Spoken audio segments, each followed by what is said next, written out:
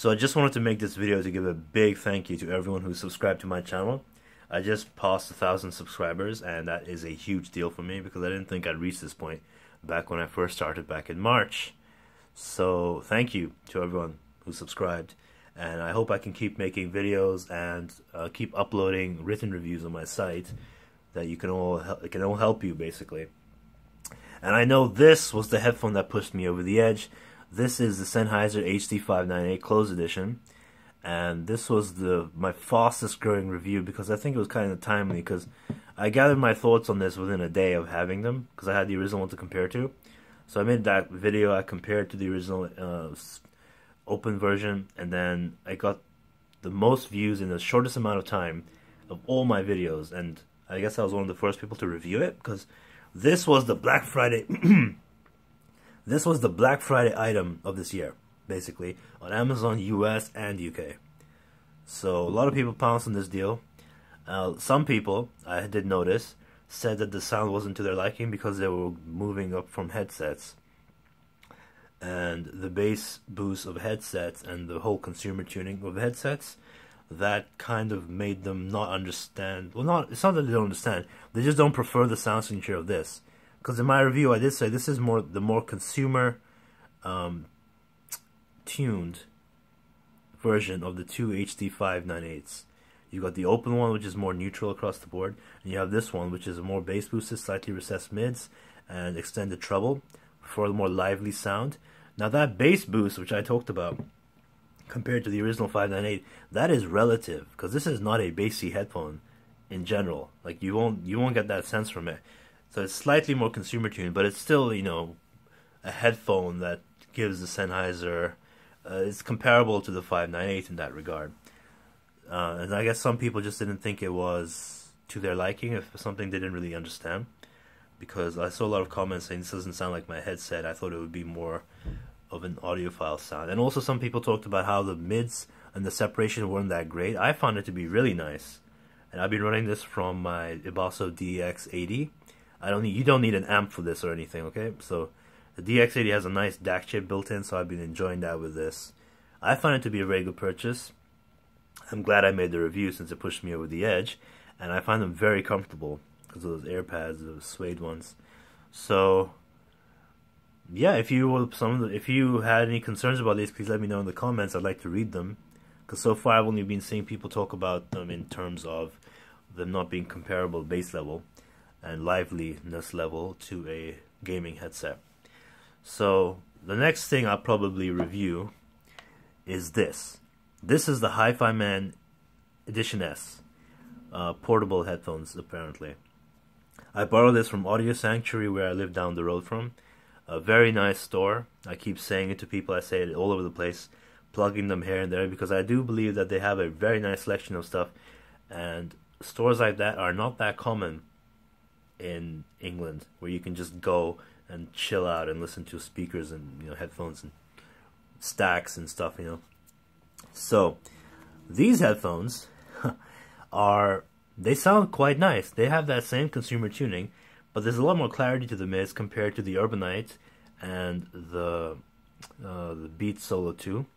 So I think I might be doing an end of year headphones under 300 pounds roundup, top 5, something like that. If I do have 5 reviews by then, which I think I do.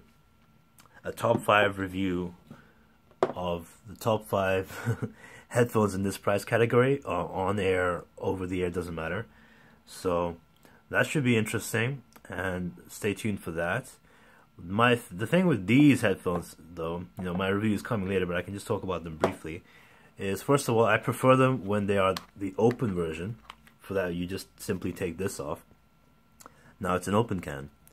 I believe the sound has a little more bass this way, and it has a bit more of a natural sound signature overall, and of course a little bit more soundstage.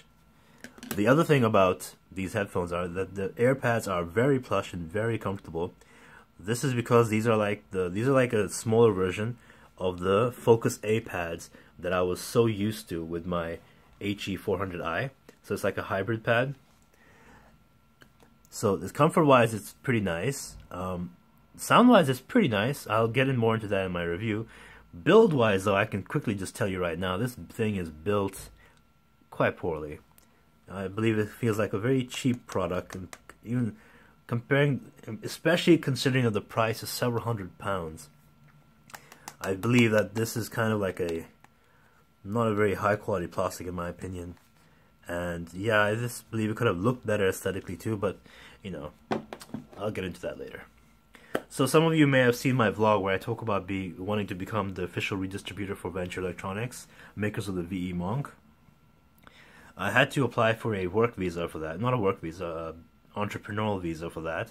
And the only way I can do that as a foreign student is go through my university. But they only give out 15 spots a year.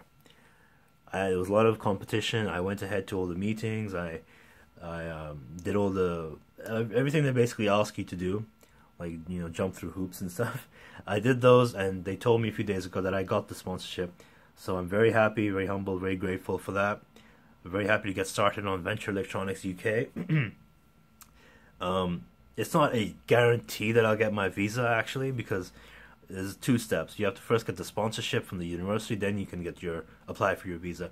But I don't think they'll reject me for any reason, because I have the money to get started. I don't see any reason why they should reject me. So, no. An optimist would say that you're on your way. So I feel like I'm on my way. But just to show a Venture Electronics product, because I'm not going to review them anymore, I explicitly stated that now that I am connected to the company, I'm in the company, I'm not going to review their products anymore. But I can still show this off a bit. This is the Monk Candy Edition, which is a braided Monk. This came out in like 3 to 4 limited sales, like maybe like 100 something each. So not that many people have it, and I have seen them on eBay going for like $99, which is, you know, interesting. Basically, it's a Monk Plus with a more premium braided cable and better quality connectors, and of course this color aesthetic of dark blue, dark red, and black. Hence why I called it the candy, because it reminds me of those Wonka's Nerds candies that I ate as a kid. Yeah, it really reminds me of that, so henceforth it's called that. I'm sorry for dangling that in front of you if you tried to get into the drops but you couldn't, because I know there was a lot of demand and it sold out in seconds or something. So I'm sorry to show you that, and I hope the pain goes away in time. Another thing I'd like to talk about is this. Now, I recently saw Lachlan's review about the Focal Lair. He has some concerns about what he calls a hole in the upper mids, and he had some concerns about the overall comfort. I find them to be very comfortable, especially coming from the Omni and the HE500. Very comfortable headphones. The Focal Lair compared to those. But one thing I had to agree on was that the cable was just too much. I said it in my review, it's just too much. It's 4 meters long, heavy as hell. I went ahead and got this. This is a relatively inexpensive cable. Now I'm saying relatively inexpensive because when you think about aftermarket cables in the audio world, they can go for quite a bit depending on the advertised materials. This is just a basic OCC Litz copper cable. I got this from a company up in the north of England called Custom Cans.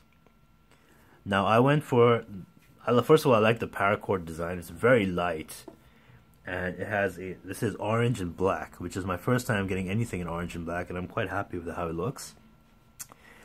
Balanced 4-pin XLR connector for my liquid carbon, for which you pretty much need to use it in balance mode if you want the full power. And you have these. I really like these connectors though. These are what go into the air cups. You've got one labeled right, and it has. If the camera would just pick it up for me. There you go. You see that it has a very nice texture to it.